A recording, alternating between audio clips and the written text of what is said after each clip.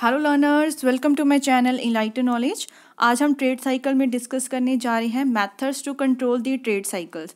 जो previous video में हमने डिस्कस किया है टाइप्स, उसके मीनिंग हो गया, फेजेस हो गए। जो फेजेस है वो आपकी एग्जामिनेशन पॉइंट ऑफ व्यू से बहुत इंपॉर्टेंट है, बार बार ये क्वेश्चन पूछा जाता है। ये थोड़ा सा टॉपिक उससे कम इम्पॉर्टेंट है, जस्ट आपके नॉलेज के लिए मैं इसको करवा रही हूँ। तो आप इस चीज़ को रीड ज़रूर कर लीजिएगा कि अगर बाय चांस ऐसा क्वेश्चन आपका आ जाता है कि क्या क्या आप लोग मेथड्स अपना सकते हो ट्रेड साइकिल को कंट्रोल करने के लिए। इसकी जो पॉलिसीज़ होती हैं, मॉनेटरी पॉलिसी है, फिस्कल पॉलिसी है, इसके भी आपके अलग से चैप्टर्स हैं मैक्रो इकोनॉमिक्स में, तो वो डिटेल में डिस्कस किए जाएंगे। लेकिन इसको हमने व्यू पॉइंट से देखना है ट्रेड साइकिल की, कि ट्रेड साइकिल में ये पॉलिसीज़ कैसे हेल्पफुल होती है। और थर्ड है आपके जो डायरेक्ट कंट्रोल हम लोग कर सकते हैं इन ट्रेड साइकिल से बचने के लिए। तो वीडियो शुरू करने से पहले आपको बता देती हूँ, आप मेरा टेलीग्राम चैनल ज्वाइन कर सकते हैं, वेबसाइट पे भी विजिट कर सकते हैं। इन दोनों पे आपको इन वीडियोस की PDF फाइल मिल जाएगी। साथ ही में फेसबुक पेज को भी लाइक कर दीजिएगा, लिंक आपको डिस्क्रिप्शन बॉक्स में मिल जाएगा। शुरू करते हैं। तो आपका हम स्टडी करने जा रहे हैं methods to control the trade cycle, कि अगर ऐसी कोई सिचुएशन इकोनॉमी में आती भी है, बूम हो गया, डिप्रेशन हो गया, ये साइक्लिकल फ्लक्चुएशंस आ रही हैं, तो इसके क्या क्या मेथड अपनाने चाहिए ताकि इनको कंट्रोल किया जा सके। तो जो ट्रेड साइकिल्स हैं वो हमारी इकोनॉमिक लाइफ को बहुत ही बैडली इफ़ेक्ट करती है, एडवर्सली इफ़ेक्ट होता है इसका। और ये साइकिल क्या करते हैं, सिचुएशन जो इंस्टेबिलिटी पैदा कर देते हैं हमारी इकोनॉमी में, कभी इन्फ्लेशन का आ जाना, डिफ्लेशन का आ जाना, अनएम्प्लॉयमेंट जैसी सिचुएशंस का आ जाना। तो बहुत असेंशियल हो जाता है कि अक्कर ही ना हो, इनकी अक्रेंस को हम लोग कंट्रोल कर सकें, और इसके लिए हम कुछ पॉलिसीज़ को अपनाते हैं। तो पहली पॉलिसी हम लोग डिस्कस करने जा रहे हैं, दैट इज़ मॉनेटरी पॉलिसी। तो मॉनेटरी पॉलिसी क्या होता है बच्चे, कि लोगों के हाथ में जो मनी की सप्लाई है उसको कंट्रोल करने के लिए, जो आपके इंडिया में अगर मैं कह दूँ तो RBI है, ठीक है। मॉनेटरी पॉलिसी का जो हम लोग सेंट्रल बैंक करते हैं, उनके अंडर ये सारी चीज़ें होती हैं। वो कैसे इस पॉलिसी अपनाती हैं ताकि इन सिचुएशन से बाहर निकला जा सके। आपकी इकोनॉमी में इन्फ्लेशन में क्या करना चाहिए, डिफ्लेशन आ गया तब क्या करना चाहिए, ताकि इकोनॉमी उस सिचुएशन से बाहर निकल सके। तो मॉनेटरी पॉलिसी होता है, refers to the regulation and control of the flow of credit. Credit किसका फ्लो किस तरफ जा रहा है उसमें कंट्रोल रखना, मनी की सप्लाई पे कंट्रोल रखना, and rate of interest in the economy, उसका रेगुलेशन रखना, उसको कंट्रोल में रखना, ताकि आपकी इकोनॉमिक स्टेबिलिटी दोबारा से रीस्टोर की जा सके। रीस्टोर मतलब अगर इन्फ्लेशन आ जाती है, क्लियर है, उसको आगे से हम लोग बचा सकें, उसको दोबारा इकोनॉमी को अपनी स्टेबिलिटी पे लेके आया जा सके। तो मॉनेटरी इंस्ट्रूमेंट्स क्या करते हैं, स्टिमुलेट करते हैं क्रेडिट के फ्लो को, उसको बढ़ा भी सकते हैं और उसको सप्रेस भी कर सकते हैं, कम भी कर सकते हैं। During the period of inflation, अगर तो राजे इन्फ्लेशन आ जाती है आपके इकोनॉमी में, तो फ्लो है जो क्रेडिट का, उसको हमें रिस्ट्रिक्ट करना पड़ेगा। क्योंकि इन्फ्लेशन की सिचुएशन में क्या होता है, प्राइसेस बहुत ज़्यादा बढ़ना शुरू हो जाते हैं। उसमें एक जो आपकी मॉनेटरी पॉलिसी है वो क्या करती है कि अब क्रेडिट को क्या करना चाहिए, रिस्ट्रिक्ट, ताकि लोग अब डिमांड को कम कर दें, उनके पास जो हाथ में जो पैसा है उसको कहीं ना कहीं कम किया जा सके। कम करके हम अपनी उस डिमांड को क्या है, कम कर सकते हैं, और इन्फ्लेशन की सिचुएशन धीरे धीरे कंट्रोल में आ सकती है। इसी वजह से जो क्रेडिट का फ्लो है उसको रिस्ट्रिक्ट किया जाना चाहिए। अकॉर्डिंगली उसकी रिस्ट्रिक्शन के लिए अब RBI क्या करेगी, या आपका सेंट्रल बैंक क्या करेगा, डियर मॉनेटरी पॉलिसी को अपनाएगा, मतलब महंगी मॉनेटरी पॉलिसी को अपनाना शुरू कर देगा। जिससे क्या होगा, रेट ऑफ इंटरेस्ट क्या होगा, इससे इंक्रीज हो जाएगा, बढ़ जाएगा। और इसमें बच्चे एक चीज़ का ध्यान में रखना है, इन्फ्लेशन आ गई तो मतलब क्रेडिट को रिस्ट्रिक्ट करना है, लोगों के हाथ से पैसे को मतलब रिस्ट्रिक्शन रखनी है, ताकि सप्लाई की मनी को रोका जा सके। जिस वजह से जो RBI है या आपके सेंट्रल बैंक्स हैं वो डियर मॉनेटरी पॉलिसी को अपनाते हैं, और रेट ऑफ इंटरेस्ट जिससे क्या हो जाता है, हाई हो जाता है। Selling the government securities in the open market, जिससे हम लोग फिर से क्या करते हैं, RBI सेल करती है अपनी गवर्नमेंट की सिक्योरिटीज़ को ओपन मार्केट में। अब मैं थोड़ा सा इसका डिटेल में बता देती हूँ। अरे जब भी क्या होता है, मनी की सप्लाई को बढ़ाना है, ठीक है, मनी की सप्लाई को बढ़ाना है, तो सेंट्रल बैंक क्या करेगी, बाय कर लेती है अपनी सिक्योरिटीज़ को बैक। ठीक है, अपनी सिक्योरिटीज़ जो दी होती है ना उन्होंने, वो दोबारा से अपने पास ले आती है ताकि फिर वो आगे चल के ज़्यादा हमें लोन दे सके, ज़्यादा हमें पैसा दे सके अगर मनी की सप्लाई को बढ़ाना है। लेकिन अगर मनी की सप्लाई को कम करना है तो क्या किया जाता है, वो अपनी सिक्योरिटीज़ को सेल कर देती है, बेच देती है, किसको, कमर्शियल बैंक्स को, जिससे क्या हो सके कि जो मनी की सप्लाई है उसमें कमी लेके आई जा सके। अब जो लोन्स हैं, जो भी आपकी क्रेडिबिलिटी है, वो सारी धीरे धीरे कम होना स्टार्ट हो जाती है। तो इसका मतलब ये है कि जब भी क्रेडिट को रिस्ट्रिक्ट करना है तो गवर्नमेंट सिक्योरिटीज़ को सेल कर दिया जाता है ओपन मार्केट में, जिससे जो है लिक्विडिटी रेशो रेज हो जाती है और जो कैश रिजर्व रेशो है कमर्शियल बैंक के साथ वो भी रेज हो जाता है। कैश रिजर्व रेशो क्या होता है कि कुछ पैसा अगर कोई मतलब आपके पास पैसा डिपॉजिट करवाने के लिए आया है तो कुछ पैसा जो बैंक्स हैं वो अपने पास में रिजर्व में रख लेते हैं, तो उसका भी जो रेशो है, ठीक है, वो रेज हो जाएगा। कमर्शियल बैंक अब ज़्यादा अपने पास होर्डिंग करने की कोशिश करेगी और लोगों को पैसा आगे कम देने की कोशिश करेगी ताकि उनके पास मनी की सप्लाई कम हो सके। And requirement of the margin is also raised. अब यहाँ पे मार्जिन रिक्वायरमेंट क्या होता है, तो मार्जिन रिक्वायरमेंट का मतलब होता है कि आपकी जो सिक्योरिटी ऑफर कर रहे हो उसकी करंट वैल्यू क्या है, ठीक है, current value of the security offered for the loan, उसमें से अगर माइनस करवा देते हो कि कितना आपको लोन ग्रांट किया गया है तो उस मार्जिन के लेवल को भी रेस कर दिया जाता है। आगे आपको पैसा कम आता है लोन की फॉर्म में। इस जनरल में हम कह सकते हैं बैंक को एडवाइस दी जाती है ताकि वो क्रेडिट की अवेलेबिलिटी को कम कर दे कि लोगों के हाथ में जो सप्लाई है मनी की उसको रिस्ट्रिक्ट किया जा सके, कम किया जा सके। बिल्कुल इसका उल्टा होता है आपका डिफ्लेशन की कंडीशन में। इन्फ्लेशन में आपने डियर मॉनेटरी पॉलिसी अपनाई थी, यहाँ पे हम लोग चीप मनी पॉलिसी को अडॉप्ट करेंगे ताकि अब लोगों के हाथ में पैसा जाए, वो इन्वेस्टमेंट करे, डिमांड करे मार्केट में जाके, ताकि डिफ्लेशन की कंडीशन से बाहर आया जा सके।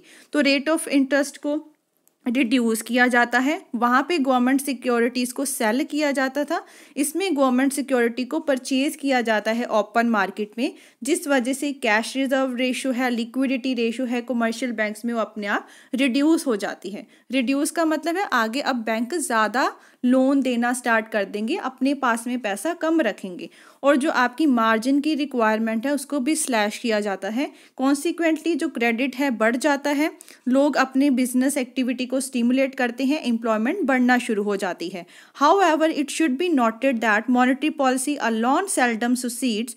अब ये भी ध्यान में रखना चाहिए, मॉनेटरी पॉलिसी अकेली ही आपका ये काम नहीं कर देगी, बहुत रेयर केसेस होते हैं, इस वजह से फिस्कल पॉलिसी भी साथ में चलनी चाहिए। तो ये था मॉनेटरी पॉलिसी क्यों अपनाई जाए इन्फ्लेशन एंड डिफ्लेशन की कंडीशंस को कंट्रोल करने के लिए। नेक्स्ट है आपकी फिस्कल पॉलिसी। बच्चे फिस्कल पॉलिसी, बच्चे मॉनेटरी पॉलिसी ज़्यादातर ध्यान रखो कि जो आपकी सेंट्रल अथॉरिटी होती है सभी बैंक्स की, वो उसको क्या है कंट्रोल करती है, रेगुलेट करती है। फिस्कल पॉलिसी में रोल आ जाता है गवर्नमेंट का, टैक्सेस लगाना, पब्लिक एक्सपेंडिचर करना, पब्लिक डेप्ट लेना, तो ये सारा फिस्कल पॉलिसी में है। Economic activity of the government has greatly increased in the recent past.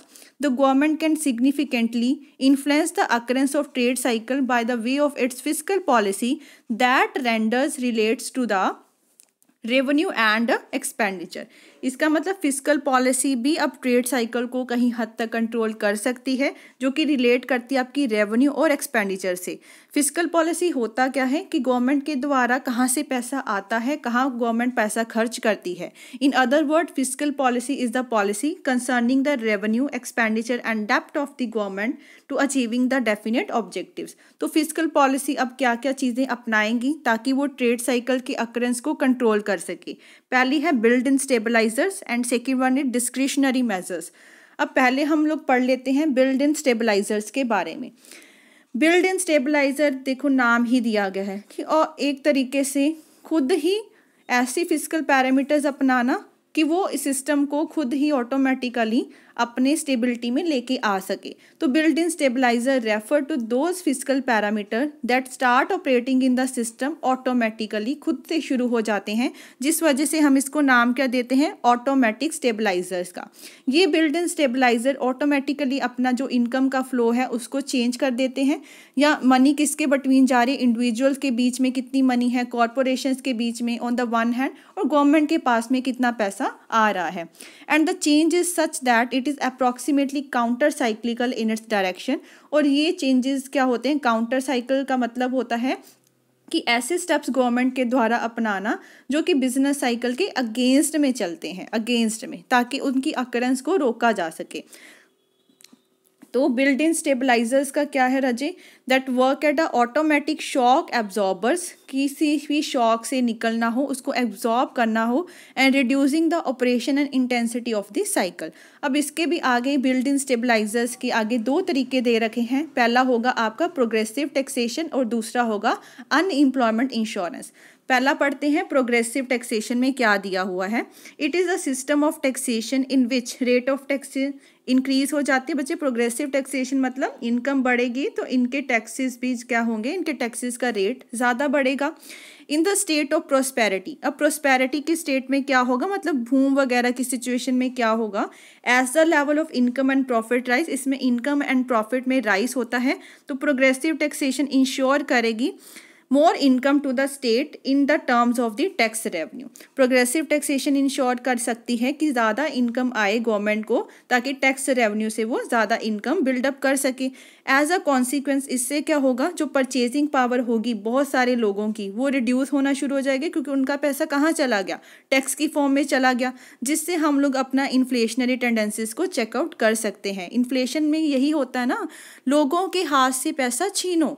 Monetary में तो हमने देख लिया बच्चे, फिस्कल में क्या होगा, टैक्सेस, प्रोग्रेसिव टैक्सेशन के सिस्टम में ये होता है कि ज़्यादा पैसा आपका टैक्स की फॉर्म में जा रहा है, जिस वजह से लोगों की परचेजिंग पावर अब की एबिलिटी है वो कम हो जाएगी। लेकिन डिप्रेशन के टाइम में आपको क्या चाहिए, प्रोग्रेसिव टैक्सेशन रिड्यूस कर देती है टैक्स के रेवेन्यू को, ठीक है। अब टैक्स रेवेन्यू गवर्नमेंट के पास ज़्यादा नहीं आएगा, टैक्सेस का रेट कम रखा जाएगा, और लोगों की हाथ में जो पैसा है ज़्यादा हो जाता है, परचेजिंग पावर की अवेलेबिलिटी ज़्यादा हो जाती है, जिस वजह से वो डिमांड ज़्यादा करेंगे, ठीक है, आगे चल के और भी ज़्यादा बिजनेस एक्टिविटीज़ करेंगे ताकि वो डिप्रेशन की कंडीशन से बाहर आ सकें। सेकेंड पॉइंट है unemployment insurance. During the period of prosperity unemployment fund tend to increase. Prosperity के पीरियड में क्या होता है, जो आपकी अनएम्प्लॉयमेंट की फंडिंग होती है वो बढ़नी शुरू हो जाती है। ऐसा होता क्यों है, क्योंकि इस पीरियड में जो पेमेंट होती है in the terms of unemployment relief tend to reduce. अब बच्चे देखो, प्रोस्पेरिटी चल रही है तो ज़्यादातर हम लोग यही मान के चलते हैं ना कि फुल एम्प्लॉयमेंट की सिचुएशन है। फुल एम्प्लॉयमेंट में जो फंडिंग्स होती हैं, ठीक है, अनएम्प्लॉयमेंट की वो रेज़ की जाती है। इसका मतलब हमने अनएम्प्लॉयमेंट के रिलीफ पे जो भी खर्चा करना था, जो भी पेमेंट करनी थी, उसको हमने रिड्यूस कर दिया, जिस वजह से फंड्स इंक्रीज होते हैं। लेकिन अदर साइड में देखा जाए, डिप्रेशन के टाइम में क्या होता है कि अनएम्प्लॉयमेंट के फंड डिप्लीट होते हैं, क्योंकि इंक्रीज हो जाती हैं पेमेंट्स किसकी, रिलीफ फंड की। डिप्रेशन के टाइम पीरियड में अनएम्प्लॉयमेंट आपकी बढ़ती है, जिस वजह से उनका रिलीफ का जो पेमेंट होती है वो ज़्यादा हो जाती है। इसी वजह से expansion and contraction of the unemployment act as a build in check during the period of inflation deflation respectively. इसी वजह से कब उसको एक्सपैंड करना है, कब कॉन्ट्रैक्ट करना है, तो अपने आप वो इन्फ्लेशन एंड डिफ्लेशन की कंडीशन में हमें पता लग सकता है। Expansion of the fund implies क्या करती है, more purchasing power in the coffers. मतलब कॉफर्स क्या होता है कि कितना अमाउंट है जो गवर्नमेंट स्पेंड करती है, ठीक है, end of the government and less of it in the market which is needed during the inflation. तो इस फंड की जो एक्सपेंशन है उसका मतलब क्या होता है, ज़्यादा पावर आ जाना गवर्नमेंट के हाथ में कि पैसा वो ज़्यादा आप पे खर्च कर रही है, मार्केट में कम लेके जा रही है इन्फ्लेशन के टाइम पीरियड में। लाइकवाइज कॉन्ट्रैक्शन का मतलब यहाँ पे क्या हो जाएगा, मोर परचेजिंग पावर कहाँ पे, इन द मार्केट, ठीक है, क्योंकि लोग डिमांड करना स्टार्ट कर देंगे। कॉन्ट्रैक्शन के पीरियड में परचेजिंग पावर मार्केट में ज़्यादा लेके जानी, ताकि बिजनेस एक्टिविटीज़ को स्टिमुलेट किया जा सके। So thus it is the automatic changes होती रहती हैं परचेजिंग पावर के फ्लो में, गवर्नमेंट के बीच में, लोगों के बीच में, ताकि इन्फ्लेशन एंड डिफ्लेशन की कंडीशन से बचा जा सके, उसको रोका जा सके। नेक्स्ट है बच्चे discretionary measures. These relate to the policies of the government specifically designed to control the cyclical changes in the system. जो भी सिस्टम में cyclical changes आते हैं उससे बचने के लिए गवर्नमेंट इस पॉलिसीज़ को अपनाती हैं, जैसे कि टैक्सेशन पॉलिसी अपनाना, पब्लिक एक्सपेंडिचर एंड पब्लिक डेप्ट, ये तीनों पॉलिसी हैं। These measures are of 3 types, 3 types के होते हैं। पहला क्या है, चेंजिंग द पब्लिक एक्सपेंडिचर, खर्चे को ही चेंज करना लेकिन टैक्स के स्ट्रक्चर को कांस्टेंट रखना, वैसा ही रखना। Second is changing the tax structure लेकिन पब्लिक एक्सपेंडिचर को कांस्टेंट रखना। थर्ड वन क्या हो जाएगा, दोनों को ही चेंज कर देना, टैक्स के स्ट्रक्चर को भी और पब्लिक एक्सपेंडिचर को भी। जो पहली कैटेगरी है वो कब अडॉप्ट की जाती है, in the period of depression. Depression में राजे हम ज़्यादा टैक्सेस नहीं लगा सकते लोगों पे, क्योंकि पहले ही वो डिप्रेस्ड हैं, पहले ही उनकी इनकम में कमी है, तो ज़्यादा टैक्सेस नहीं लगाएंगे। टैक्सेस को रिडक्शन या उतना कांस्टेंट रखा जाता है, खर्चा बढ़ाती है सरकार, ठीक है, पब्लिक वेलफेयर होगा, फंडिंग्स हो गया। सेकेंड कैटेगरी में क्या किया जाता है, टैक्स के स्ट्रक्चर को चेंज कर दिया जाता है लेकिन पब्लिक एक्सपेंडिचर कांस्टेंट। ये कब आएगी, इन्फ्लेशन के टाइम में। एंड जो थर्ड कैटेगरी है वो आपकी क्या है, becomes appropriate when cyclical changes tend to assume. ये तब एप्रोप्रिएट होती है जब हमें पता है कि जो ट्रेड साइकिल है बहुत लंबे समय तक चलने वाले हैं, लॉन्ग टाइम के लिए क्रॉनिक प्रोपोर्शंस में चलने वाले हैं। तो तीसरा चीज़ अपनाते हैं जिसमें हम लोग पब्लिक एक्सपेंडिचर को भी और टैक्स स्ट्रक्चर दोनों को ही क्या करते रहते हैं, चेंज करते हैं। तो ये थे आपके discretionary measures. Last one is direct controls में क्या क्या चीज़ें आएंगी। First is price control. Price control में आएगा कि ये एम करती है प्राइजेस को फिक्स करने में। कॉमोडिटीज़ जो होती है मार्केट में उसका प्राइस फिक्स कर दिया जाता है। प्राइस कंट्रोल्स में इंक्लूड की जाती है support the price policy of the government. जैसे एमएसपी होता है ना राजे, फिक्स कोई प्राइस रख लिया जाता है। सपोर्ट प्राइस मतलब क्या होता है, मिनिमम प्राइस जो कि हम लोग फार्मर्स को ऑफर करेंगे by the state for their produce के लिए जो मिनिमम प्राइस आप दोगे फार्मर्स को। सेकेंड वन है आपका क्वांटिटी कंट्रोल्स। ये कब रिलेट करेगी, जैसे लोगों को डिस्ट्रीब्यूट करना गुड्स को, एक फेयर प्राइस शॉप्स रखी जाती है, कम मतलब खर्चे पे कम प्राइजेस पे गुड्स देना, उसको हम लोग रैशनिंग भी कहते हैं। सेकंड इज लाइसेंसिंग पॉलिसी है जो गवर्नमेंट की, जो फिक्स कर देती है प्रोडक्शन के लिमिट्स को। अलग अलग जो स्ट्रेटेजिकल प्रोड्यूसिंग यूनिट्स होती हैं आपकी कंट्री में, लाइसेंसिंग पॉलिसी अपनाई जाती है गवर्नमेंट के द्वारा, प्रोडक्शन कितनी करनी चाहिए उसकी लिमिट को फिक्स करने के लिए। लास्ट वन है आपकी वेज कंट्रोल्स। ये एम करेगी रेगुलेशन ऑफ दी वेजेस की रेगुलेशन कितनी होनी चाहिए, इनकम की कितनी होनी चाहिए during the period of inflation and deflation. तो शॉर्ट में हम लोग कह सकते हैं ट्रेड साइकिल्स को कंट्रोल करना बहुत बड़ी प्रॉब्लम है, लेकिन इसको टैकल करने के लिए मॉनेटरी, फिस्कल या डायरेक्ट कंट्रोल पॉलिसीज़ को हमें साइमल्टेनियसली उसको परस्यू करना चाहिए, कोऑर्डिनेट मैनर में करना चाहिए ताकि ट्रेड साइकिल से बचा जा सके। आई होप आपको क्लियर हो गया होगा। कोई भी डाउट हो कमेंट सेक्शन में पूछ सकते हो। वीडियो हेल्पफुल लगी हो चैनल को ज़रूर सब्सक्राइब कीजिए, like share and comment and press the bell icon ताकि हर वीडियो की नोटिफिकेशन आपको टाइम टू टाइम मिलती रहे। Thank you.